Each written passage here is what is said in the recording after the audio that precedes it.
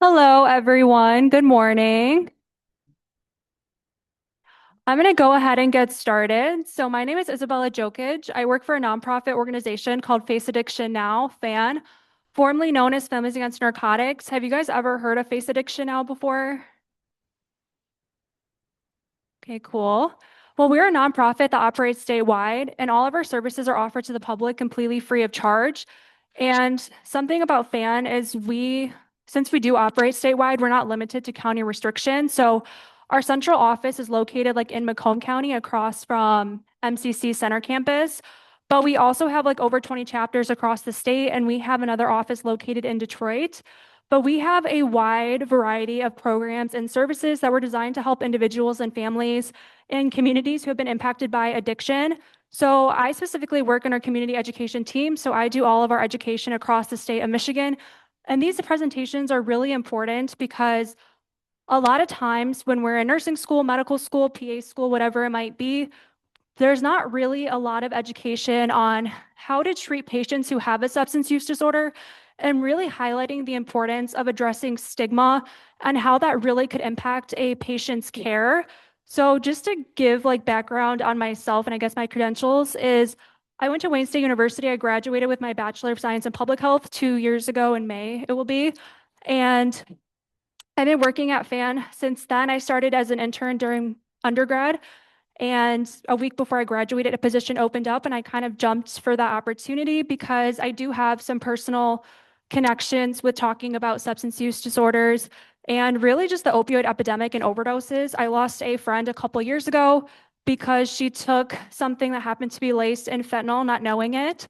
So a lot of students, sometimes in college, will take like Adderall, it's an ADHD medication, but sometimes kids will use it as a way to kind of increase their alertness at night to kind of stay awake when big exams come up. And that is something that my friend did. Normally, she got her Adderall prescribed by her doctor because she did have ADHD, but she happened to get it that night through somebody who was selling it on campus, and it happened to be laced with fentanyl. So, unfortunately, as a result, she passed away without knowing that fentanyl was in her system. But that is a reality that a lot of us face nowadays because fentanyl is pretty much laced in most of our drug supply. But I also do have like an uncle who kind of struggles with alcohol. It's not really diagnosed yet as a substance use disorder or an alcohol use disorder, but it's really hard to kind of navigate one of those situations where you have the loved one who is kind of engaging in substances, but not really recognizing that there might be a problem involved. So that's a little bit about my personal background. And before I kind of jump into the presentation and kind of tying into like the programs and services that we have, because when we talk about like barriers to recovery and treatment and all of these things, and also the role that healthcare providers play, we do have a lot of programs and services that were designed to kind of address those barriers. But I kind of want to highlight the importance of stigma, especially within the healthcare settings, because essentially when a patient comes to you, you really can be that person's moment of life or death because of stigma. There's a story that happened a couple years ago where a family had won a private lawsuit against a hospital in Michigan. I'm not going to disclose like which hospital that was or where it happened, but a patient had come into the ER, and I don't know if you guys ever heard of this term before, but it's called frequent flyer. This is often used in the hospitals as a way of patients who kind of frequently come in for like overdoses or any type of medical emergencies related to substance use. So this patient had come in one day, he was complaining of stomach pain, and instead of doing any like blood work or testing for the individual to figure out why they might be experiencing stomach pain, they just didn't do anything. They said this person's a frequent flyer. The medical team assumed that this person was just drug seeking and wanted substances. And that was not the case. Unfortunately, 12 hours after he was discharged from the emergency room, he actually died. And the family happened to be wealthy, so they were able to perform an autopsy to kind of figure out what the actual cause of death was. And it turned out that he had abdominal bleeding. So if those like nurses and doctors that were working in the ER that day had performed those tests and kind of figured out the root cause of why that patient had stomach pain, he might not have passed away.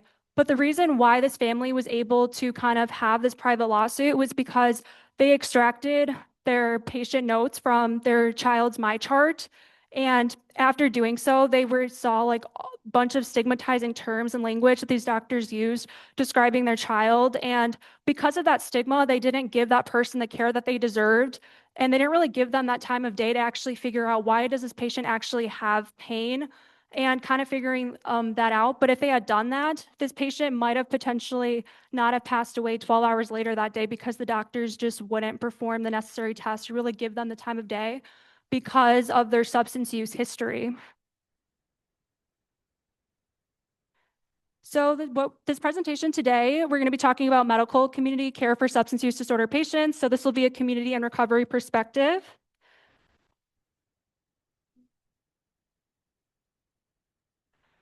So why does this conversation matter? So 48.4 million Americans have a substance use disorder within the United States who are age 12 or older. And only about 10.2 million actually receive treatment for their substance use disorders, which highlights a significant treatment gap, because it's only 19% of individuals who have an SUD in the United States who's actually getting treatment for their disorder. And looking more specifically in Michigan, we had 1,916 overdose deaths. And compared to like 2023, we actually have seen a reduction in the number of those overdose deaths. Deaths had declined by 34%, and a huge reasoning of why we're seeing this reduction in the number of overdose deaths is because of the way that Michigan's health department has really been utilizing opioid settlement funds and really investing in early like education and prevention, harm reduction services, free naloxone for community members, and making sure that community members actually know how to identify the signs and symptoms of an overdose and administer Narcan. Which, does anybody know what Narcan is? I see you raised your hand back there in the white hoodie. Yeah, it's an opioid antagonist. So basically, it pops off the opioids, binds to a person's receptors.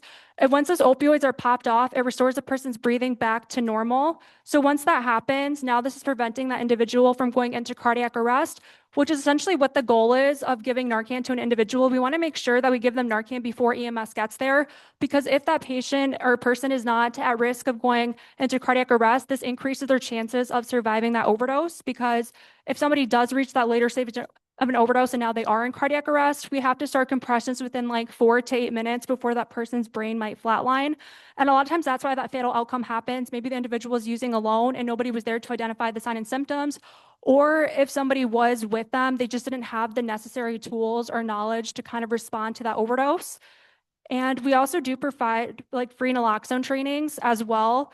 We do virtual trainings and in person, but if you guys haven't done a Narcan class, I definitely recommend going to one, because learning how to administer Narcan is really important, but also can help you guys as future medical providers. And if you guys are currently working in like hospital settings or maybe private clinics, but really just how to talk about naloxone and Narcan with your patients, because unfortunately, overdoses can happen anywhere. They happen in bathroom stalls, libraries, gas stations, could happen within your school building, parking lots, like really anywhere when you least expect it. But another thing when we talk about like overdoses and kind of like the opioid epidemic, there's a huge racial disparity as well. So Black Michiganders die from an overdose at 2 times higher of a rate than white residents, and Indigenous Americans are about a 2.2 rate higher compared to their white counterparts. So when we talk about like the opioid epidemic, overdoses, and things like that, we really do need to consider how systemic racism and other factors might impact care as well. So I don't want to put anyone on the spot, but how many of you might know somebody who has a substance use disorder, whether it's a friend, family member, maybe just somebody you know through a friend of a friend? Guys don't have to share like personal stories or anything like that.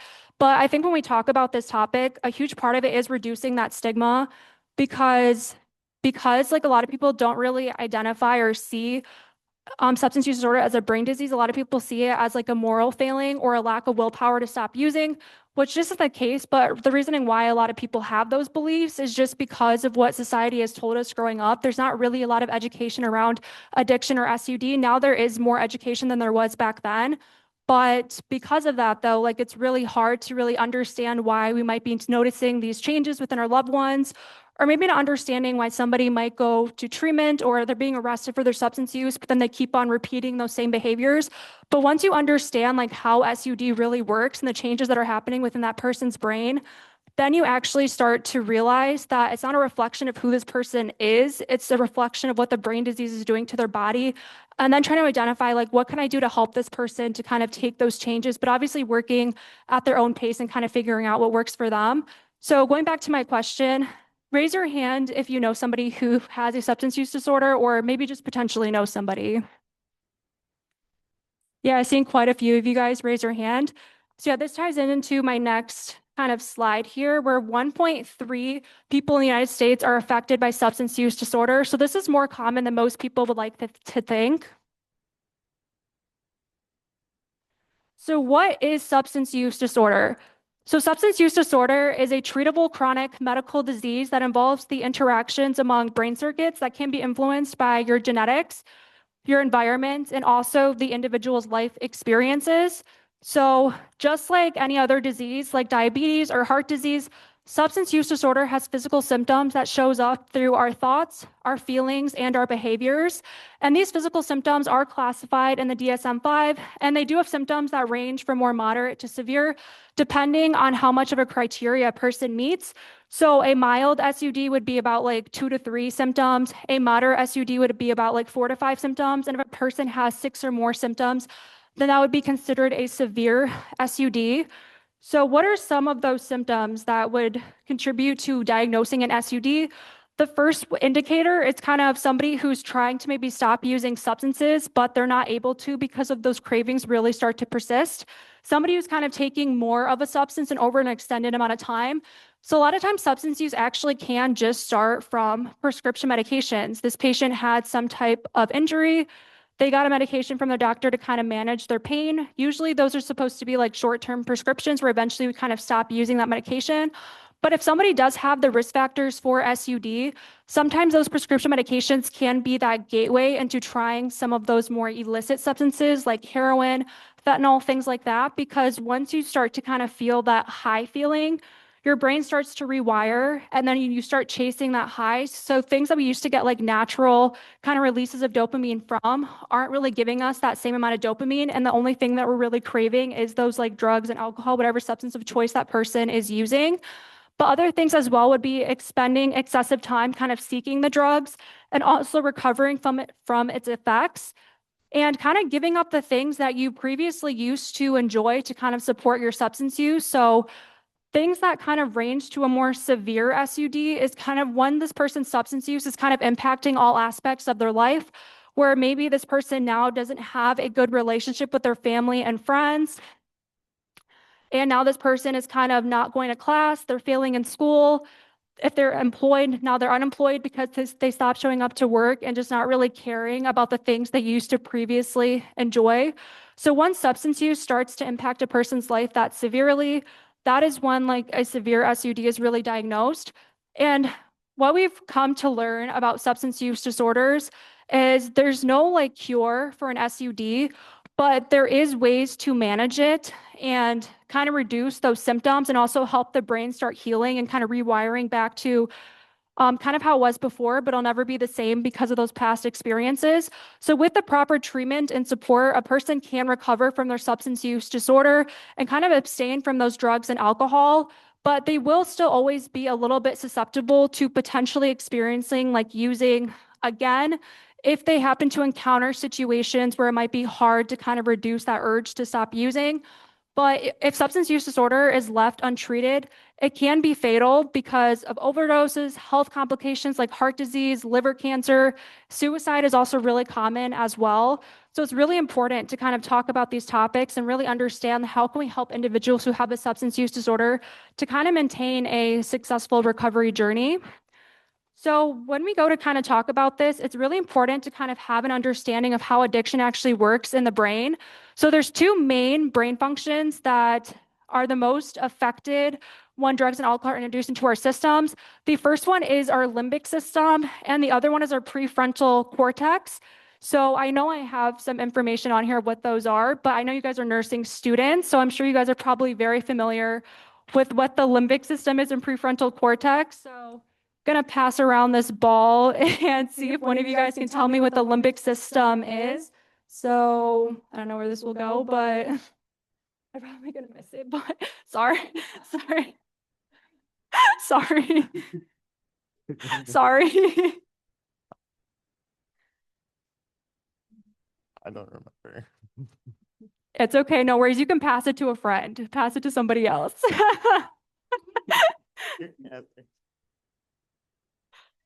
I don't remember. Can you ask the question? What is your limbic system? Like, what is your primary function of your limbic system? What does it control in your brain? It also does kind of tell you on the slide, so you can use it as a cheat. Emotion? Yes, yes, it does through your amygdala. Yeah, you can pass that back if you want. That was a good enough answer. I don't want to put anybody else on the spot right now. Thank you.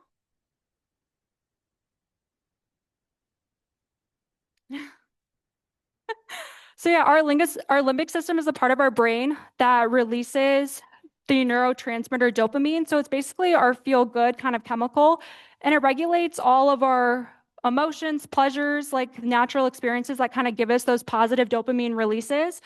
So our body uses that system to kind of regulate our self-sustaining behaviors. So things like eating, drinking, intimacy, relationships, these are all things that our limbic system really controls. And this is something that's developed in early childhood. So this is why people who are in their adolescence, like the middle school and high school age groups, are more susceptible to kind of risky behaviors and pleasure seeking and without really thinking about potential consequences. And that's because when you're in those early ages, your limbic system is fully developed, but your prefrontal cortex isn't. So could anybody tell me what your prefrontal cortex does? Yes. Yeah. So your prefrontal cortex is really that executive function of our brains that helps us with our planning, managing our time wisely, kind of just really using that critical thinking and kind of thinking of those consequences in the situations, like what could go wrong? Maybe I shouldn't do this. But when we're younger, that part of our brain isn't fully developed. So a lot of times our emotional side kind of takes over. So when things get involved, like peer pressure, it can be really hard in some social settings to kind of maybe sustain from not using drugs and alcohol. Like if I'm at a party with my friends and they happen to be drinking alcohol because of peer pressure and other factors, I might do that as well without really thinking about what the consequences might be. But hopefully, like if a person is drinking and driving or drinking underage, hopefully they're not driving as well. But that would be something that um, our prefrontal cortex and our limbic system kind of controls when we're in those early development years. But does anybody know when your prefrontal cortex is kind of supposed to be fully developed? Yeah, 25. Perfect. Yeah, so it's really the main goal is hopefully a person tries to sustain from using drugs and alcohol for the longest period of time they can until that age of 25, especially if you are somebody who might be more predisposed to potentially developing an SUD. So could anybody maybe throw out some ideas of what do you think a risk factor is for substance use? Yes, family history. So if you have a parent or a grandparent with an SUD, this does make a person about 40 to 60% more susceptible to potentially developing one themselves in the future. What other risk factors could you guys think of? Any guesses?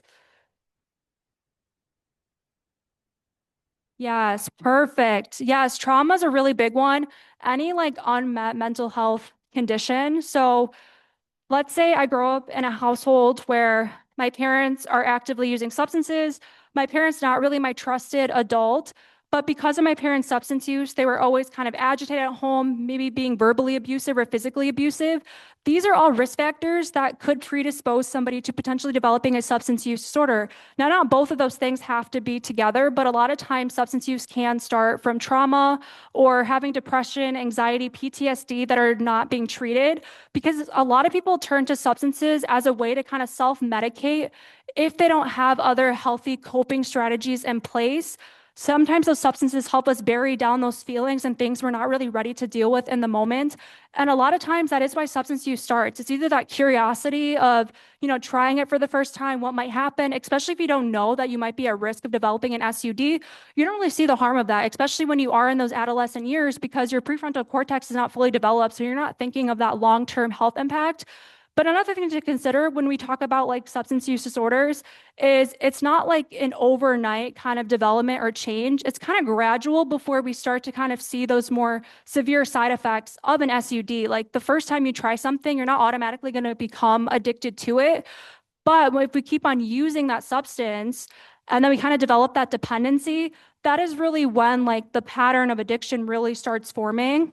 But if we're able to kind of sustain from using drugs and alcohol for as long as we can, hopefully before the age of 25, but even like at least until we're in our college years, not like in those early formative years of like middle school, high school age, that can kind of reduce our chances of developing an SUD. But a lot of studies has shown that for people who were diagnosed with an SUD by the age of 30, a lot of them started their substance use before that age of 25. So now let's talk about brain chemistry and addiction. So, how does addiction really start happening? So, somebody introduces substances into their system, and now it causes that dopamine release.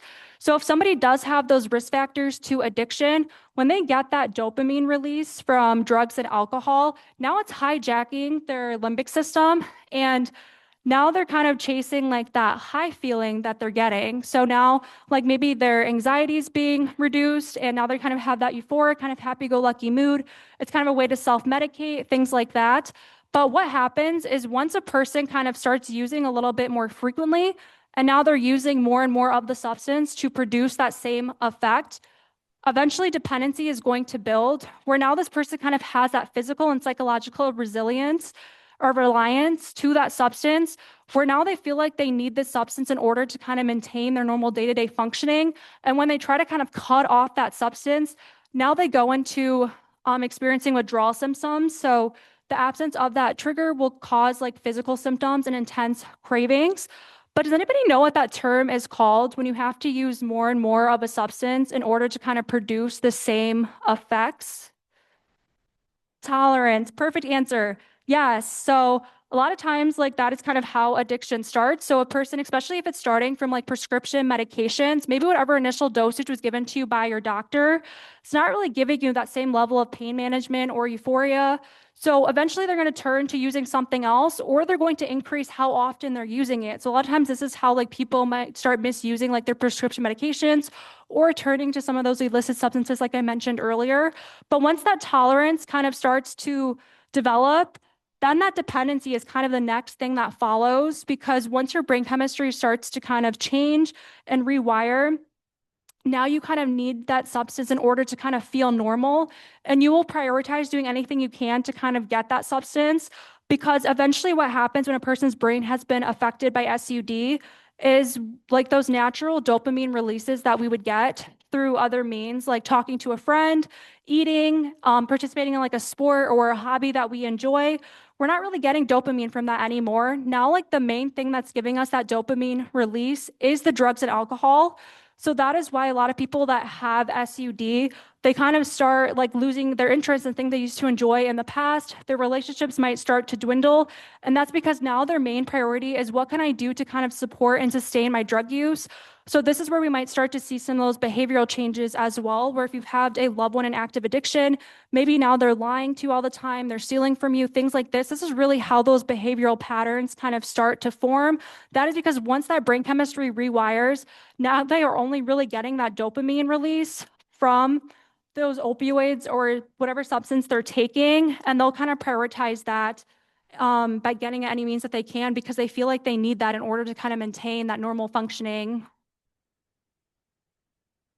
So the four main things that are important to talk about when we talk about SUD are the four C's. So the first one is control, which is kind of when we're reaching that point where we're unable to kind of stop or limit the amount of substances that we're using, despite like attempts to wanting to stop using. But the second that we try to, maybe we start to experience those withdrawal symptoms and it starts to become really hard.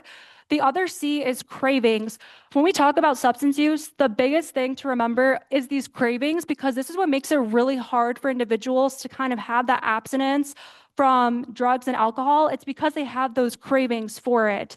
Because as I mentioned earlier, when somebody takes like drugs and alcohol, their limbic system is kind of being hijacked by that. So now they're getting that release of dopamine, which gives them that kind of pleasurable high. So with that repeated use to the brain begins to adapt. And then once they kind of are starting to kind of chase that high, then they'll continue kind of using more and more of the substance in order to kind of support that. So that is kind of why these cravings really start to happen, is once our body and our brain chemistry has kind of started to change, and now we're kind of craving that dopamine high that we're feeling from the drugs and alcohol, then that's why it's really hard to kind of completely cut out substances sometimes is because of those cravings, and also depending on how high a person's tolerance is, like that might not be the best approach in addressing their substance use. The other thing as well, the third C is consequences. So continuing to use despite awareness of the negative outcomes. So that is when we might start to see those relationships dwindling between friends and family, when we might start to notice that we're not really performing well academically because we stopped going to class, we're not doing our homework or taking exams anymore. If I was working, maybe now I stopped going to work, I got fired from my job because I just wasn't showing up to work and giving them the same performance that I used to in the past. And then now these compulsions start to happen. So compulsions are really that uncontrollable desire, despite negative consequences, to continue seeking drugs, because once the brain has been corrupted to that point, and they're only kind of getting that dopamine release from whatever substance they were using, then it's going to take time for their brain to kind of start to heal and begin to kind of rewire, where they start to get that dopamine naturally again from just like talking to their friends and family, engaging in activities that they enjoy, food and stuff like that. Because with these cravings, what really happens is like it mimics our essential needs like hunger. So now, like for somebody who's kind of like in that like moderate to severe SUD kind of stage, like they're kind of like eating less, and they're kind of having difficulties like sleeping and things like that, because like their essential needs are no longer like thirst and hunger. It's really, what can I do to kind of support getting that dopamine release that I'm getting from the drugs and alcohol or whatever substance of choice that might be that the person is taking. So healing from SUD. So this is kind of what the timeline will look like. So the first like 14 days, a lot of people will experience withdrawal. This is kind of their neurotransmitters starting to kind of begin that rebalance and realignment. The first 1 to 3 months is where they might start to see improvements with like their sleep improving. Some of their cognitive functions are kind of beginning to return. And then within like 3 to 12 months, this is when their dopamine system will kind of start healing and their emotional regulations will start to improve. So they're starting to kind of get dopamine releases from other things outside of those drugs or alcohol, whatever substances they were using in the past. But it takes about like 1 to 2 years before we start to really see significant changes in that person's brain chemistry and that healing really forming. Once we start to kind of see that neuroplasticity kind of continue and align. So that is why, like, when we talk about like SUD recovery, it's really important to keep this timeline in mind, because it takes about 2 years before the brain really starts to fully develop and they're starting to kind of engage in these new activities, kind of build new patterns and habits. Because the hardest thing to overcome with SUD is the person really has to change their past way of thinking and kind of stop engaging in those past behaviors, but replace them with new experiences and behaviors. So a lot of times, like a lot of people who are kind of in those early stages of recovery, what can really help them stay in recovery is kind of building community around other people who are also in recovery and kind of pulling from their experiences and success stories and what they've learned to kind of help those individuals as well. But this is like an important timeline to really keep in mind, because when somebody goes into treatment, that is not going to solve or cure their addiction, which is why it's really common for after somebody goes into a treatment facility, they might experience returning to use again after they exit that treatment facility. And that is because like they still have the cravings, compulsions, and things like that. We don't really start to see those changes within like until like that 3 to 12 month mark. So that's why like treatment is kind of not the end all be all. You really do need to have that continuum of care, especially when we talk about like co-disorders as well, where maybe this person is also experiencing mental health challenges. So now you need to come up with a treatment plan that's addressing both their SUD, but also their mental health as well. So what are those main kind of substances that we'll start to notice with a post-acute withdrawal symptoms? The biggest ones are depression, anxiety, irritability, impaired concentration, poor impulse control, fatigue, insomnia, mood swings, foggy thinking, cravings, lack of motivation, interest, emotion, or concern, and also increased sensitivity to stress. This is a really big one, because now when their brain is kind of still kind of healing from their past SUD, if they're hit with like a really traumatic event or just some sort of situation, they're not really going to be able to handle it effectively. So a lot of times they might go back to using substances as that coping mechanism to kind of help them get through that situation, but also causes poor memory and kind of like substance related kind of dreams as well. That's like really common when somebody's kind of abstaining from drugs and alcohol. They'll start to kind of get dreams of when they used to use in the past. So sometimes those dreams can even count as like a trigger. But once you're kind of in that later stage of recovery, those dreams like no longer affect you and things like that. But that is something that happens as well. So, addiction is more than just a medical issue. Effective substance use disorder care must address the whole person and their environment. So, recovery isn't just about stopping the substance use, it's about creating a life where recovery is possible and sustainable for that individual. So, when we talk about recovery, it's really important to tie that in with housing, employment, stigma, policy, community. These things all are factored in together. I feel like when we talk about public health, the main focus of public health is really that intersection between all systems.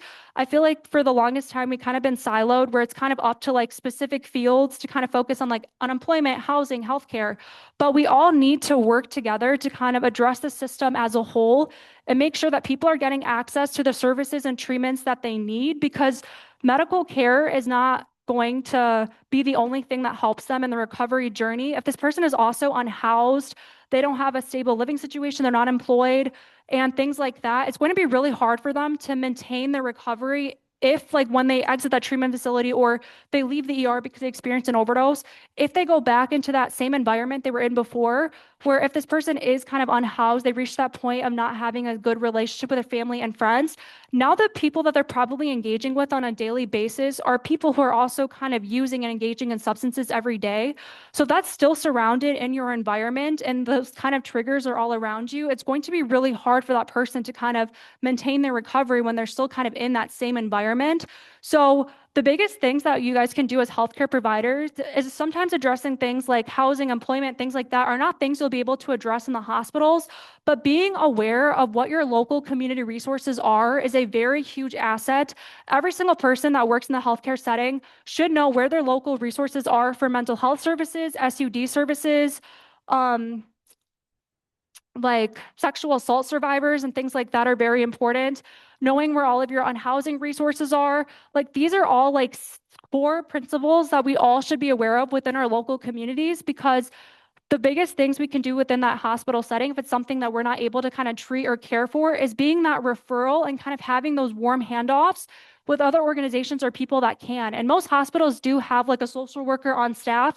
So utilize your supports in the hospitals that can help connect these individuals to that further care, whether that's like after they leave that ED, like maybe connecting them to like treatment services. So one way you could do that is by reaching out to like our Hope Not Handcuffs program. We have a call center with 7 intake specialists, and they are able to help individuals find placement into treatment centers, but they also help reduce the barriers that a lot of people face when they try to go into treatment. Some of the big barriers with going into treatment is when we talk about like getting a ride to and from treatment. If the person doesn't have transportation, then what our call center can do is they're able to provide them an Uber or Lyft ride to get them to that treatment center, and they'll also provide them a ride back. And then they also help them navigate that intake process. How long do you guys think it takes on occasion for a person to actually get into a treatment center, like after making that call and going through all that intake process? How long do you think it typically takes? Like if a person had to do it on their own while they're still in withdrawal?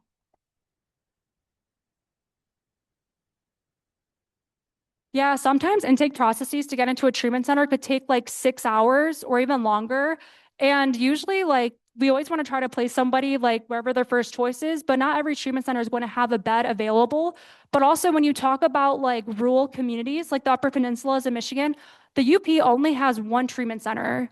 So that is like accounting for the whole UP region. So sometimes just getting access to a treatment center, that's like a 6 hour car ride just to even make it to that treatment center. So these are all things that we have to think about and consider when we're kind of talking about that whole continuum of care because like helping people navigate these resources is one of our biggest assets because somebody who is in active withdrawal, they're not going to be able to navigate that on their own, but they're probably not even aware of what resources are out there. So always try to utilize like your community nonprofits and organizations that are kind of doing that work that we can't really do in the hospitals and provide like that further continuum of care, whether that's getting access to treatment, housing, unemployment, whatever it might be. But that's like another huge asset of like healthcare providers is you really can be that connection that bridges those gaps for individuals and kind of makes those warm handoffs to people that can actually provide them that support that we're not able to kind of do within the scope of the hospital.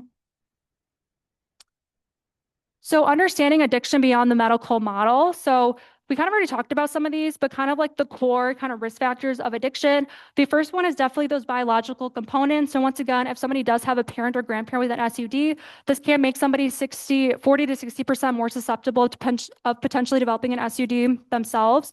Also, those kind of brain chemistries that are taking place as neurological adaptations.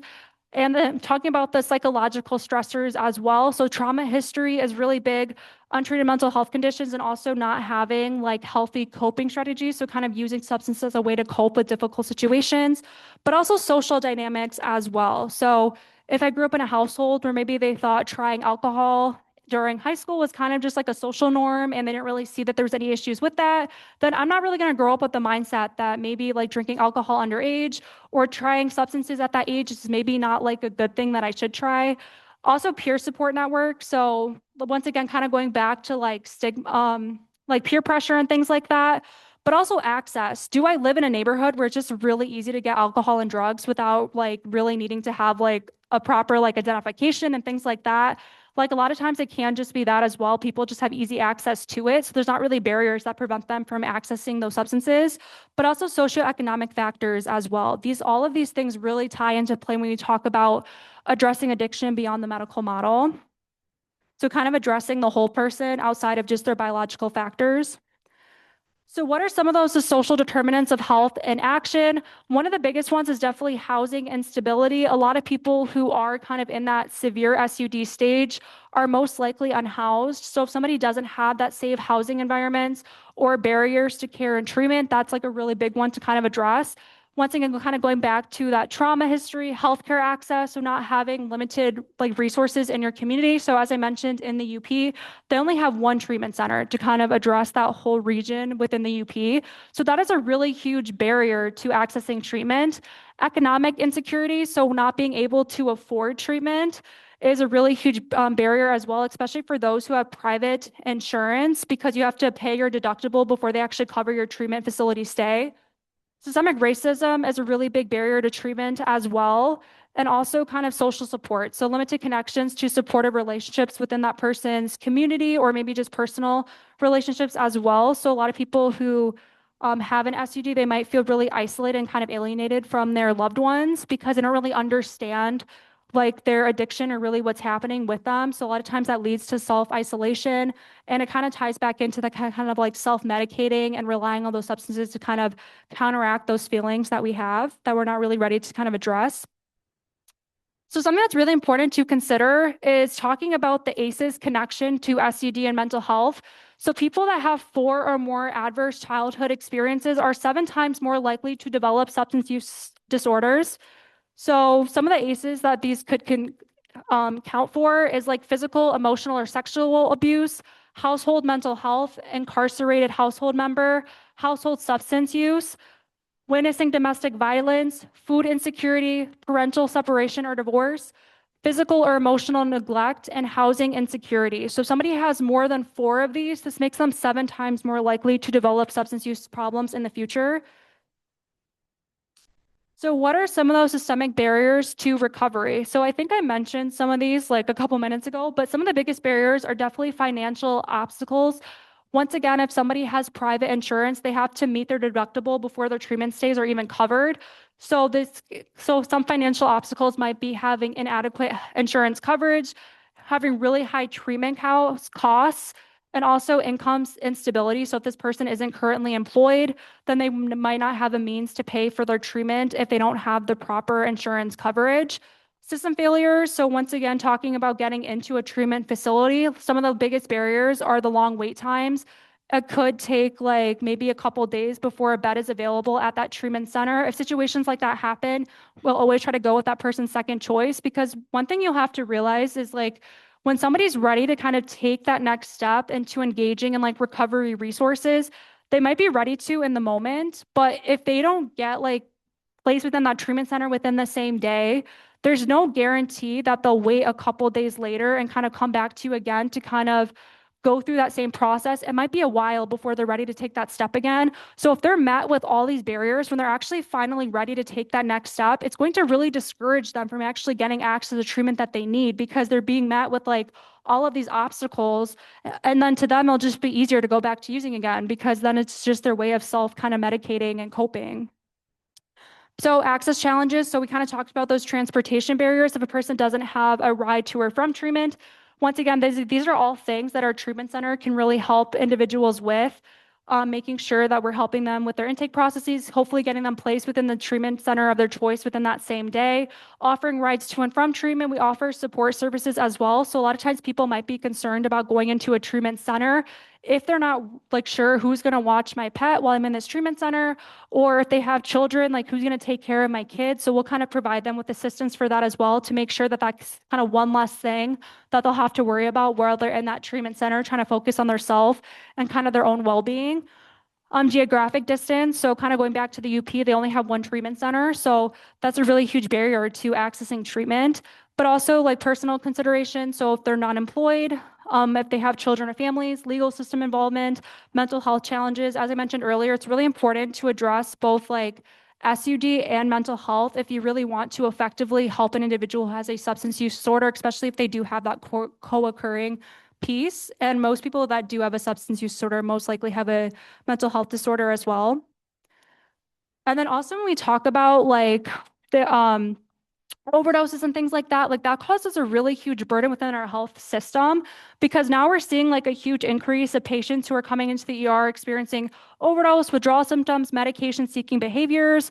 And then we don't really know what the proper supports is for that, especially if we have like an increase of like ICU administrations for respiratory depression, polypharmacy complication overdose management. So this could be like long-term care plans where maybe this person doesn't have the proper like healthcare costs to actually cover that stay. So chronic utilization patterns, disability claims, sustained treatment needs, and things like that. So when we talk about these kind of things, though, a huge part of kind of having these resource services and helping individuals kind of navigate these resources and getting them connected to the treatment services they need, it also reduces that burden within like our health systems, but also like our legal systems as well, like in the jails and things like that. Because I think as a society, we kind of moved past that idea where just like throwing somebody in jail for their substance use or kind of just going through that cycle of a person going to treatment, getting out of treatment, and not like having that continuum of care was really a big disservice for that individual because then they didn't have any support services for after that. Going back, if that individual is unhoused, they don't have a good relationship with family and friends, they don't have a stable income,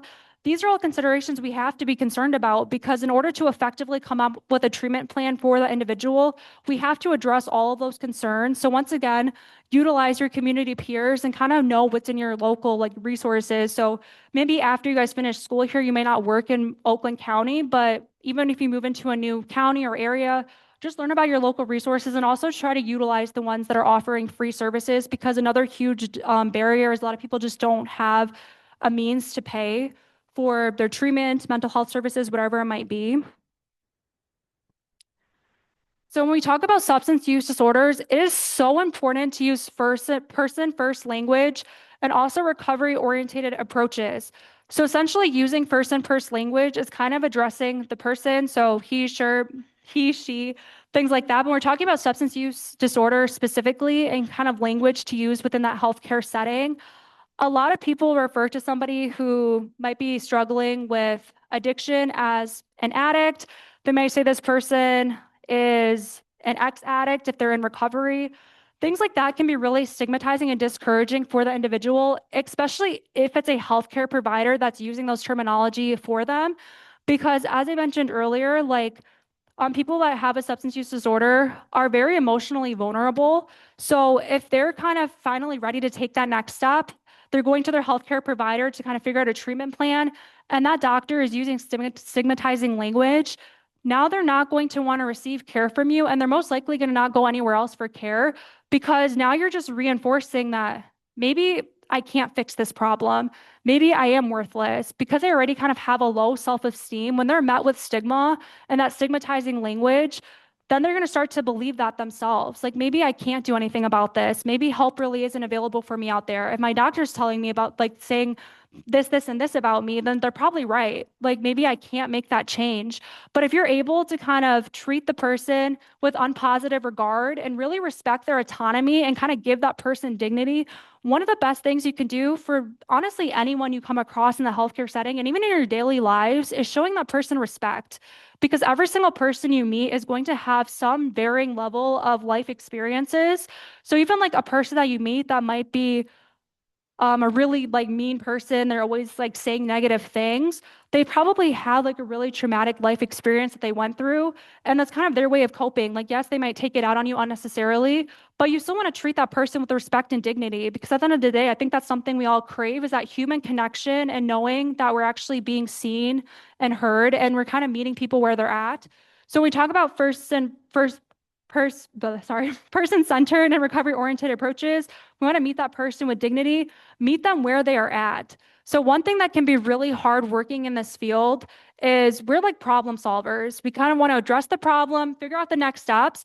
But one thing you have to remember is because a person that has an SUD doesn't have a healthy brain at the moment, if they're not ready to take that next step for themselves, that's not something you'll ever be able to force them to do. So you have to kind of meet them where they're at in the moment and kind of work around a plan of what they're actually willing to do in the moment. So it's not coming up with like a long list of ideas of do this, this, and this. Have those open-ended conversations and let them guide you and kind of tell you what their needs are. And then based on what they're telling you, then you can come up with a plan and kind of figure out what they're actually going to, like what's going to work and what they actually might do. But you don't want to just automatically come in with like all of the solutions because sometimes somebody just wants you to listen to them and they're not really ready to listen to all the solutions right off the bat. So develop that respect and kind of care, that non-judgment approach with that individual before you really start to work like a treatment plan for them. And also base that treatment plan based on like what they're willing and ready to accept in that moment because they might not be ready for everything you're suggesting, but they might be able to at least like pick out some of those things and kind of implement that in their day-to-day routine. You also need to provide social justice as well. So be that advocate for that patient, for that equitable access to treatment, harm reduction services for marginalized populations. This is a really big component because when that patient comes to you in the healthcare setting, you are their advocate in that moment and the person that will kind of help them figure out those next steps and get them connected to those resources that they might be needing. And then self-determination as well. So respecting person's autonomy. And you really want to honor lived experience. One of the biggest assets we have is actually utilizing the experiences of those who are in recovery and have overcome their addiction because they're the ones that can really pinpoint what needs to change in the system. And they're also the biggest advocates for those who are in early recovery and those managing those treatment plans. So definitely utilize honoring lived experience. It should never be an afterthought. It should be the forefront of the work that we're doing, really trying to gain like what these experiences are and seeing what we can do and like the practices we can change within our own work to hopefully improve the outcomes for future patients that come through that have experienced similar situations and competence as well. So really just keeping yourselves educated on SUD and kind of learning about the different kind of treatment plans and also like multiple pathways to recovery. So one thing when we talk about recovery, it's not a linear process. What works for one person is not going to work for everyone. So for one person, maybe the traditional like 12-step programs like Alcoholics Anonymous or Alcohol or Narcotics Anonymous like might work, but for somebody else, they might not resonate with that 12-step program because one thing about those programs is it's usually complete abstinence that might work really well for somebody that as like their main substance of choice is kind of alcohol use disorder. But if that individual is like on opioids and opioid use disorder is kind of their main thing they need to overcome with their addiction, having that complete abstinence is not usually the best approach. Instead, you would want to probably go onto a MAT treatment plan, which is medicated assisted treatment, because it's going to kind of mimic some of the effects of the substances they were taking previously, but they won't have the severe withdrawal symptoms that come with that. Because it's usually never recommended that if somebody is kind of reliant to these medications, you want to just go completely like cold turkey and kind of cut them off because you need to like slowly kind of wean them off of that substance and that opioid. So then their tolerance kind of reset and go back down to zero. Because one thing about tolerance is if you don't introduce anything new into your system, eventually the tolerance goes down. So that's essentially what you want to do. So even when people might go back to using after they leave a treatment center, we always kind of recommend them to at least start with like a lower dosage versus taking that really high dose you were taking before Because if you do that, that's kind of the perfect recipe for an overdose to happen. Like if we're taking an excessive amount of opioids and really quickly, we have to kind of listen to our bodies and kind of see what we actually can tolerate in that moment. So, what is effective engagement practices with our patients? Motivational interviewing is really, really huge. We want to ask those open-ended questions. Let the patient kind of guide their treatment plan with you. So, asking them questions where they can kind of guide that conversation like, hey, how are things going? What are some goals that you have in the future for your treatment plan? What are some of the reasons why you wanted to make these changes? We also want to affirm strengths and autonomy. So set goals with them. Like, hey, what is something in the moment that you think you could implement as a change right now? And then how would you feel like later down the road if you implemented these changes and then you started to see like what happened after that and things like that? But you really want to like really encourage those strengths and kind of having that like future orientated goals of like what could happen if you did this, but let them kind of answer the questions in their own way and kind of ask those open-ended questions instead of kind of asking direct questions and kind of like guiding the conversation for them versus letting them kind of guide that conversation with you. And we really just want to identify what their personal kind of strengths and resources are. What are things they might be currently doing that could help them support their long-term recovery? What are some things that maybe they're not doing well and they're kind of aware of that? So then kind of helping them come up with a plan to kind of overcome that and overcome those cravings and triggers that they might experience that could potentially set them to start using again.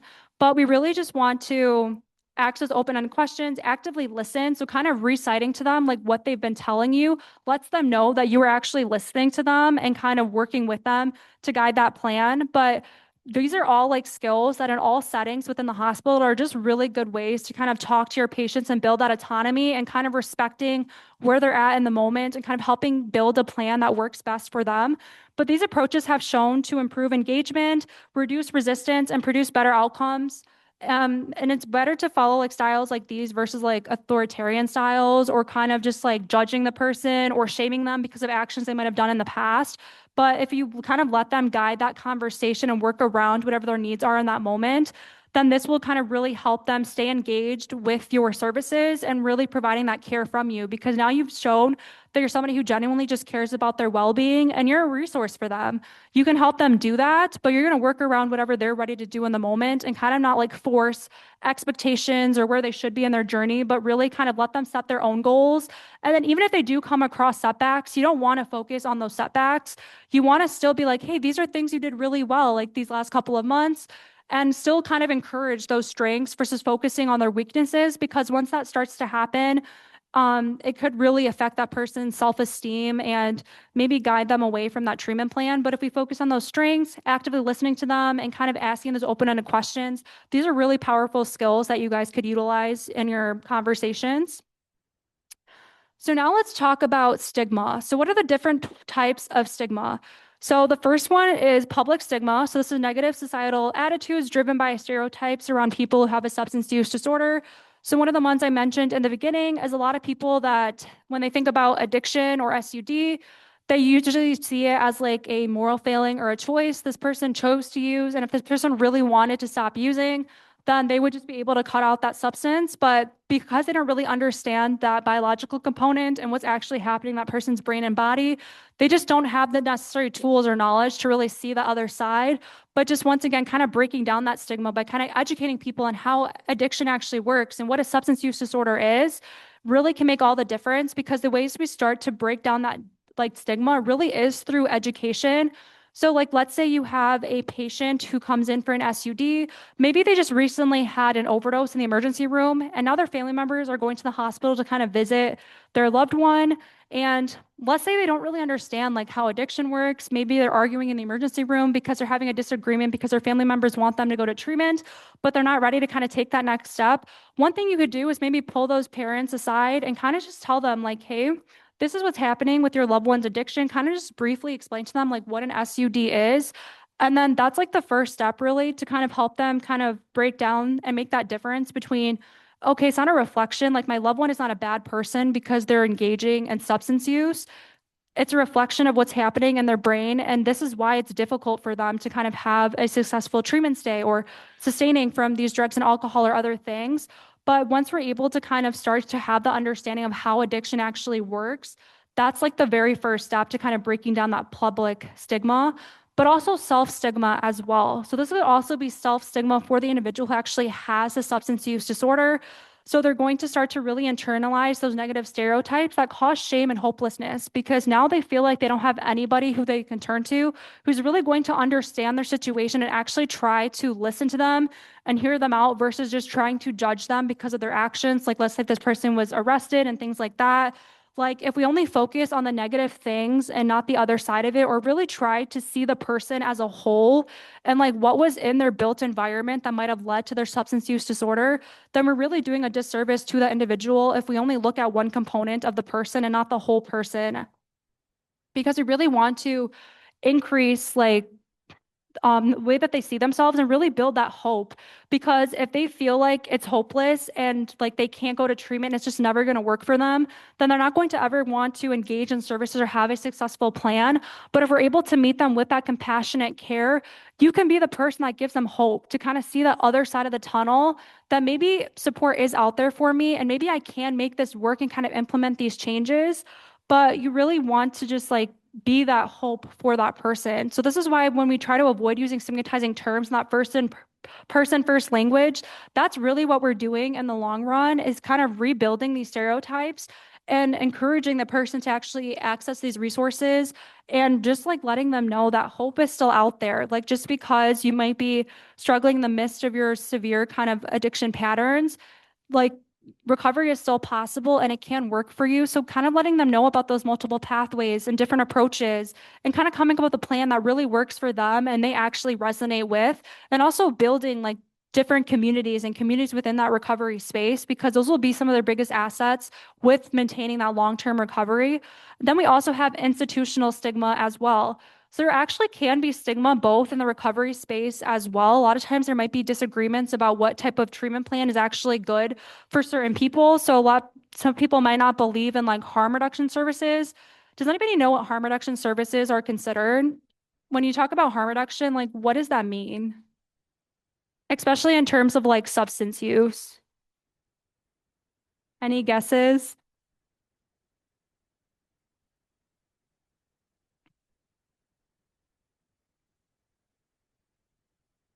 Okay, no worries. So yeah, when we talk about harm reduction, it's really a public health principle where we kind of have understood that, okay, this person is going to still continue to use substances, but what can we do to kind of reduce the negative consequences that are involved with those substances? So for some individuals, abstinence is not going to work for them. So instead, what harm reduction programs will do, and this is actually something that we have at FAN as well, we have a harmless team. And they're a street outreach team. So every single Monday, Wednesday, and Thursday from about 8 a.m. to 3 p.m. Actually, I think it's 10 a.m. to 3 p.m. or 4 p.m. But they meet on 8 Mile southbound Gratiot and they bring their mobile unit and they have a bunch of safe use supplies. They have fentanyl test strips, xylazine test strips, Narcan.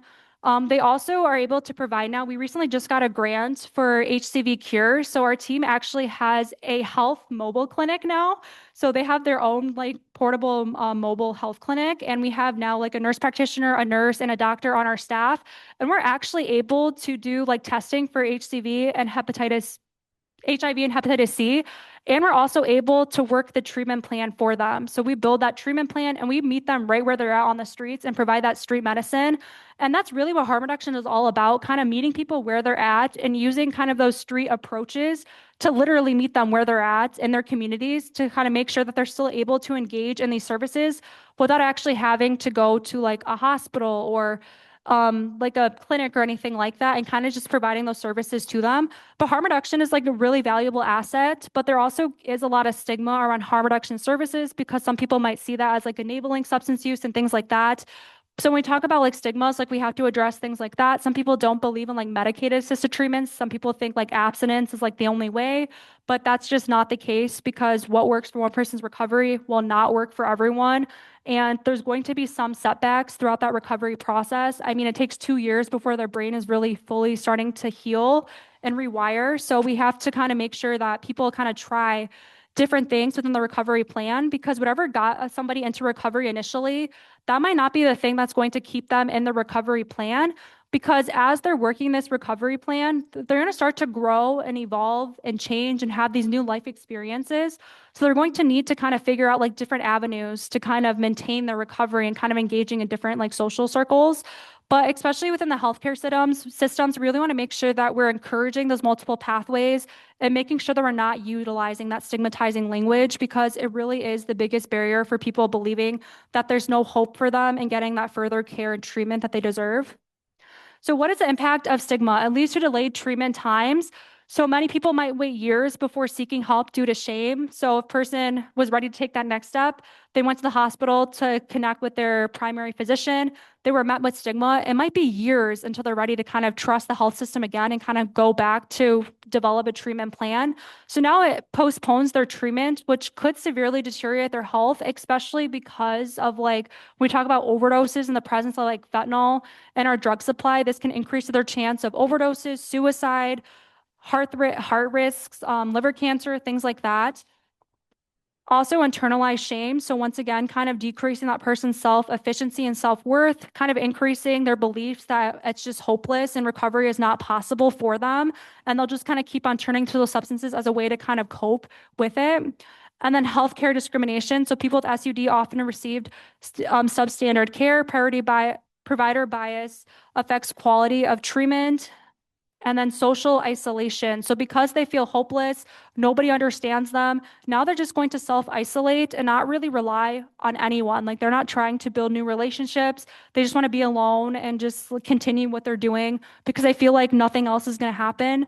And that's why we really want to make sure that we're kind of meeting people with that compassionate care and reducing that stigma. So hopefully we can make sure that there aren't any delays in their treatment, and we're kind of reducing that internalized shame with that person and the social isolation and letting them know that there are social support programs and services that are out there to help them. And once again, kind of biggest thing I want to highlight throughout this whole thing is really utilizing the people in your community and the groups that are doing this work outside of what you guys can do in the hospitals, because you guys can be that referral process and kind of have those warm handoffs for individuals to get that service and program that they need outside of just whatever their treatment plan might be in the hospital setting. So what is the impact of stigma on care? So 85% of patients had at least one stigmatizing note by their providers, and only 61% of providers are unaware of using stigmatizing language. And this increases people dropping out of services by 2 times. So now 40% feel uncomfortable treating patients with SUD. Many providers report inadequate training and addiction. Healthcare providers hold similar or higher stigmatizing views compared to the general public, and stigma decreases quality of care and treatment access.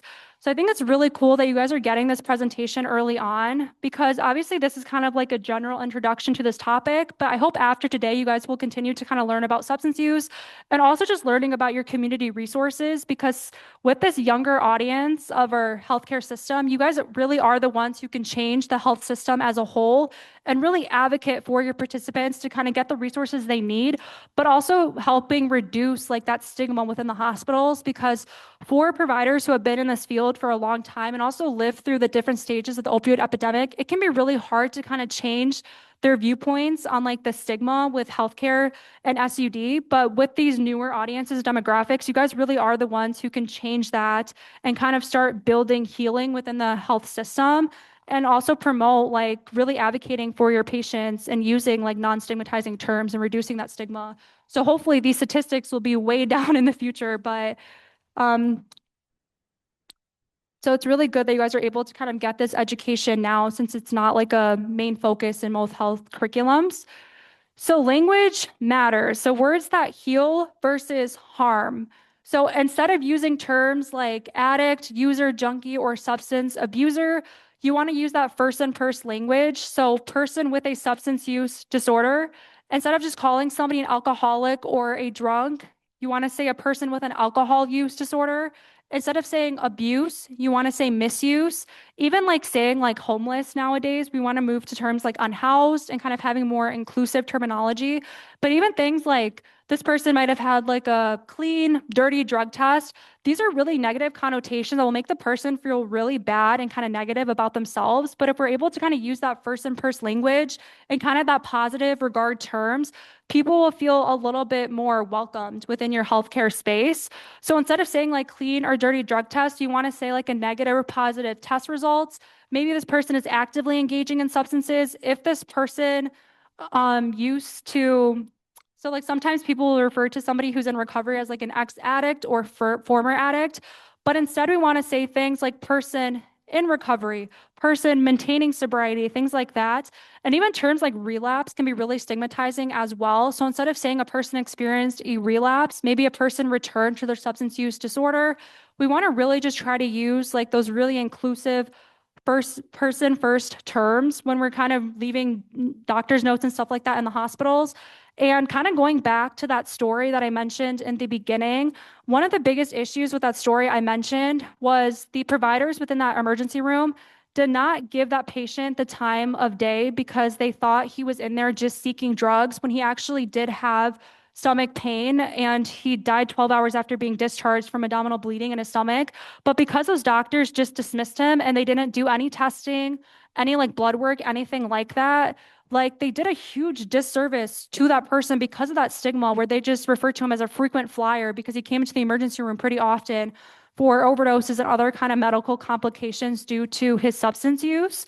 But we want to just say concerned about pain relief, things like that. But you really want to take people seriously because you really are that difference between life and death for the individual.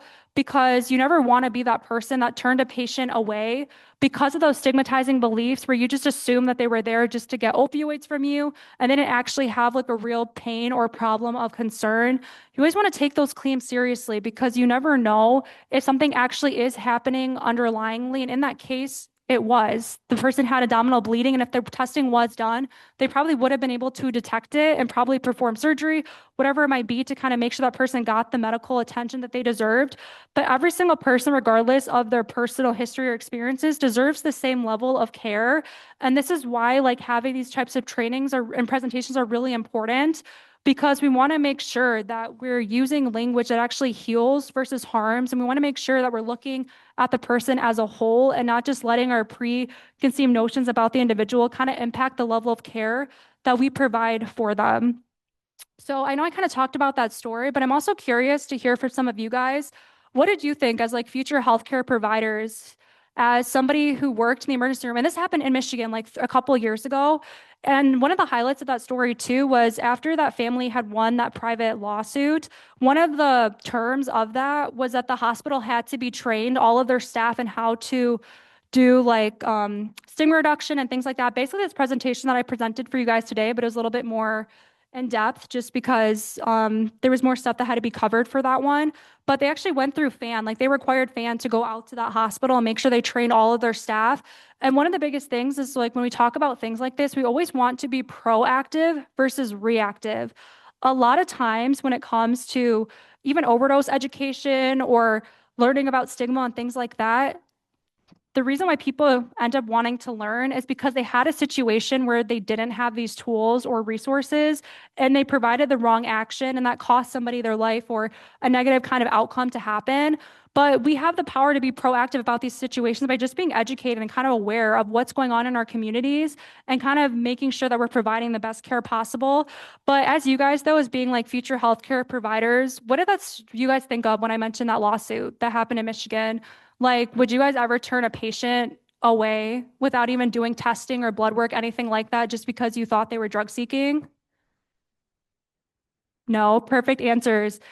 Yeah, when I heard that case, I mean, it was really sad and disheartening because if they just provided that testing and blood work, they might have been able to detect that he had abdominal bleeding and that patient could have potentially survived. So I also really want to highlight the vital role of peer recovery coaches. These are peer supports in our communities who have lived experiences and they have to go through training in Michigan. So it's usually called CCAR. But these are individuals who are a very important aspect of the recovery ecosystem. After somebody goes through treatment, the very first next step we like to offer individuals is, hey, would you like a peer recovery coach? because a peer coach is somebody that has that lived experience. They're 3 years plus into recovery themselves, and they're able to kind of build trust through that shared experience, but they also can help them navigate systems along the patient so they don't have to do it alone. Also in our communities, you might have like community health workers, thing like that, but definitely look out to see like what like local peer recovery coaching resources you have in your communities, community health workers, social workers, because these are really the huge, like the biggest advocates for helping individuals along like their whole kind of plan of treatment from like going to treatment centers and what happens afterwards, really helping them navigate the systems because peer coaches are somebody that's able to, if a person is unhoused, they will be able to provide them with a solution to find some type of like stable housing while they're still like trying to kind of reset like their daily routines, maybe start going back to work and things like that. So there's something called sober living homes, and those are usually can range from like 2 weeks to a month. But if somebody is like unhoused, a peer coach will usually try to get an individual into a sober living house.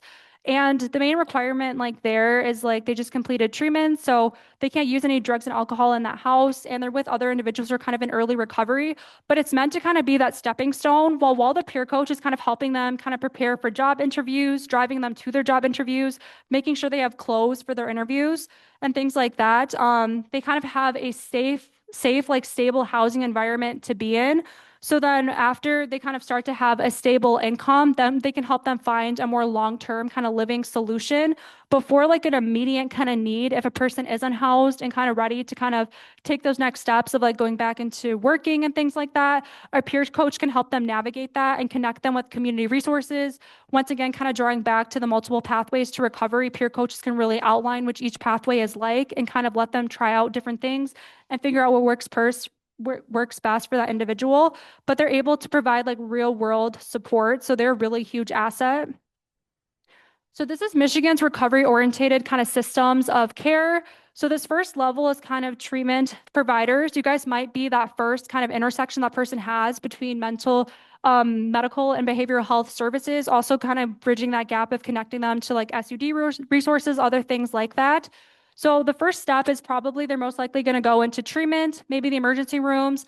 The next step after that would be kind of utilizing your recovery support. So figuring out in your community where your local peer support services are, community health workers, things like that. The next step after connecting them with a peer support is once again helping them kind of realign their basic needs. So helping them with housing, food, transportations. And then after kind of addressing those needs, going into skills building. So if this individual wants to kind of go back to school and complete their education, kind of helping them with the application and kind of those interviews, things like that. Same in terms of employment and stuff like that, kind of making sure that we help them kind of build those skills of how to, do well in an interview, kind of making sure that we address those transportation needs to their interviews and things like that.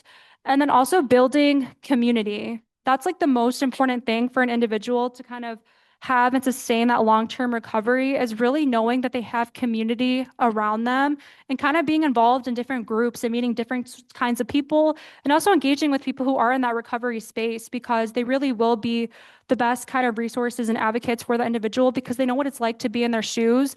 And they also are the living examples that recovery is possible and you can kind of restart your life and kind of go back to not exactly how things were before, but at least now you can maintain like a happy quality of life without having to rely on those substances in order to kind of have that normal day-to-day functioning that we felt while we did have active addiction.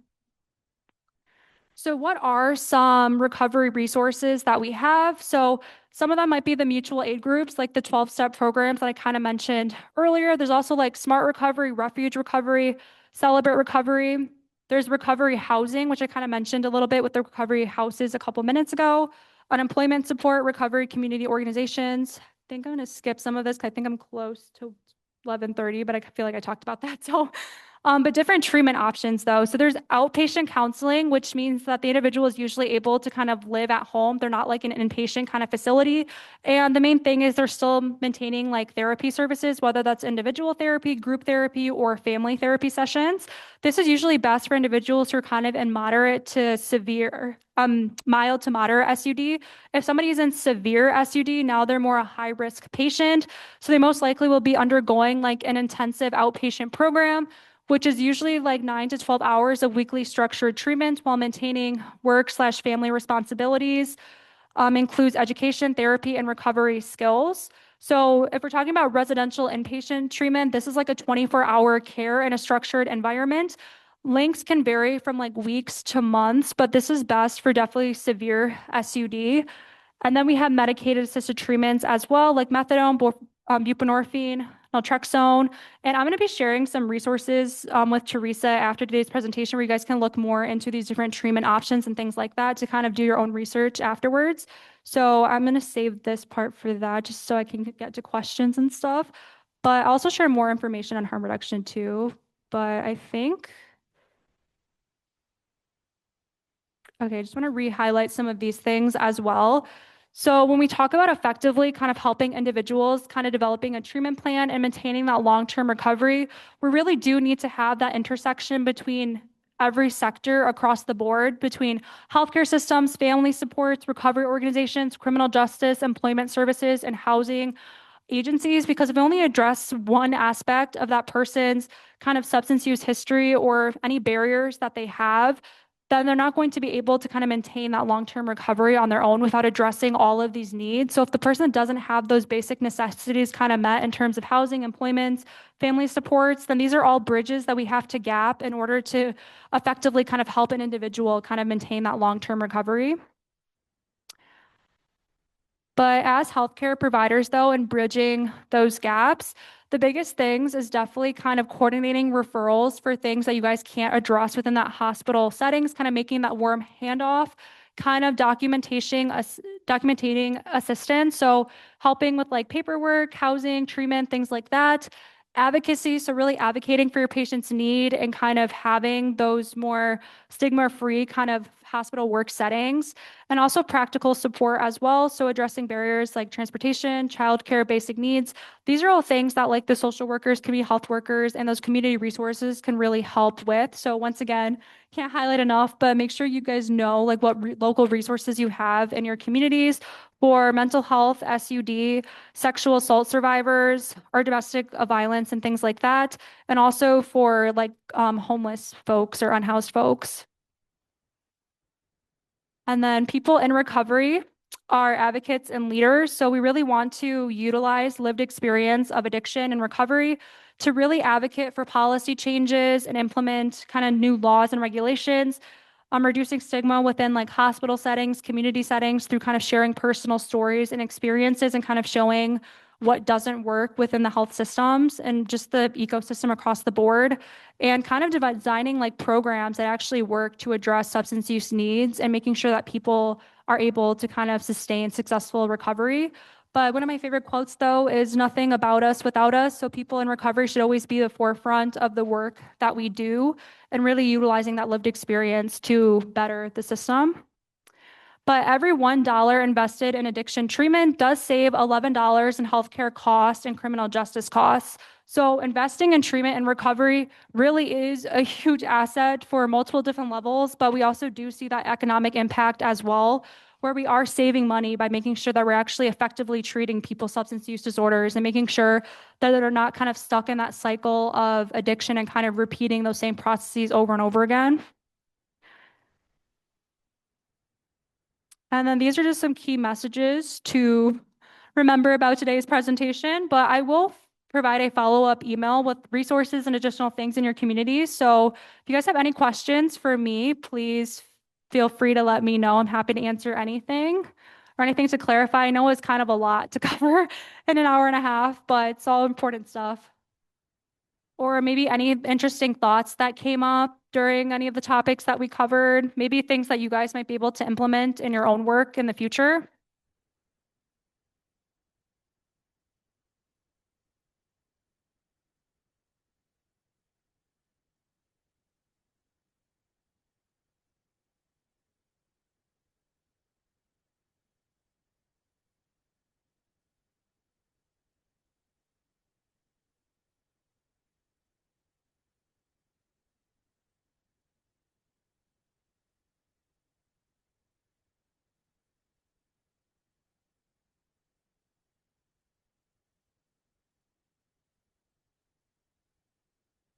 Yeah, I know it's interesting how addiction works because the fact that it mimics like the natural things that we need for survival, like thirst, hunger, where like the main dopamine release that we're getting once your brain has been affected by addiction really is from the substances that we're taking.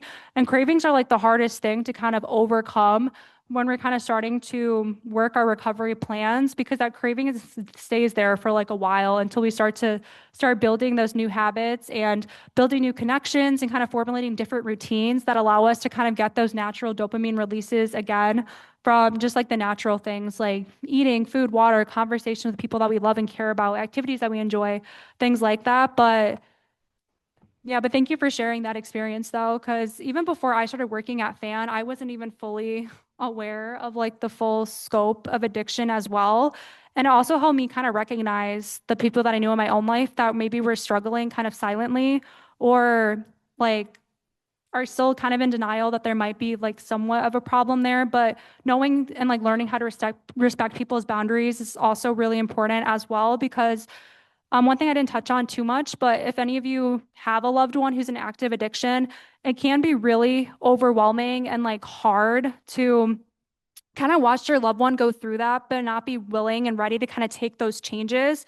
So one things that we really love to highlight at FAN and we have support programs for are for family members. So even when you do have patients that come through where maybe your patient's the one with the SUD, connecting families to resources as well is like really important because it's important to kind of know like healthy boundaries. Like if your loved one is kind of being arrested all the time for stealing, if I bail them out of jail every single time, they're not really going to learn or change their habits because they know that even though I don't like what they're doing, like I'm still supporting them in a way because like I don't want them to be in jail. I mean, it's really hard to kind of have those strict boundaries, but once you develop those boundaries and you kind of prioritize your own mental well-being and like it makes all the difference. And once your loved one starts to see that like you're starting to do your own healing as well, like they'll maybe want to start taking that change as well. So when we talk about like prioritizing your own kind of mental health and well-being and kind of setting healthy boundaries, don't necessarily like cut off all communications with them because oftentimes that is what happens. Like family members just reach that breaking point where they just don't know what to do and they can't, be around that individual anymore. It's important to kind of set those boundaries of like, hey, I'm not going to visit you in the jail anymore or go to your court hearings. But if you are ready to kind of take those next steps into treatment and stuff like that, my phone is always open for you. You're always welcome to come to my door and I will connect you to those resources, but I can't be somebody who's like enabling your drug use. So when we talk about like setting boundaries and stuff like that, it's really like that. You don't want to completely cut off connection with that person. Still let them know that you are there for them when they're ready to take that next step, but you just can't be a part of, supporting or enabling their drug use because it's also affecting your own mental health and well-being. And we want to make sure that both the family members and the individual using are really prioritizing their own kind of mental health and well-being in the process. But I just wanted to kind of briefly touch on that as well. But I'll share more information on all of that in my follow-up email. Any other like ideas or things that you guys thought about, questions? If anything comes up afterwards as well, my email handle is just isabella@faceaddictionnow.org. So if any of you guys wanted to email me questions individually and not in front of the class or come up to me afterwards, please feel free to because I love hearing from the students. And then you guys probably saw at the beginning, sorry, I keep on rambling on, but I passed out these Stigma books. These are workbooks that were specifically designed for professional education for healthcare providers, police officers, things like that. This is kind of an additional tool that dives a little bit more into stigma and also like tips and practices to kind of reduce that stigma within your line of work. So I definitely recommend kind of reading this workbook and working through it. There's different prompts and things you can answer inside of it, but this is a really good tool to kind of keep handy throughout your career. So you guys can always use this as like a quick reference of trying to reduce stigma and stuff like that.